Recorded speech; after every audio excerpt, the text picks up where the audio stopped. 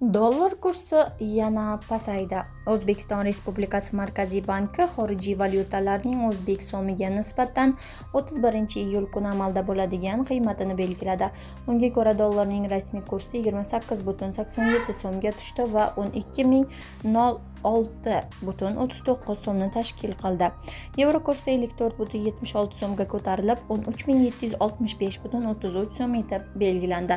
Rossiya rubli 1,02 so'mga arzonlashdi va 150,44 so'mni tashkil qildi. Xitoy yuani 1,62 so'mga pasayib, 1777,38 so'm etib belgilandi.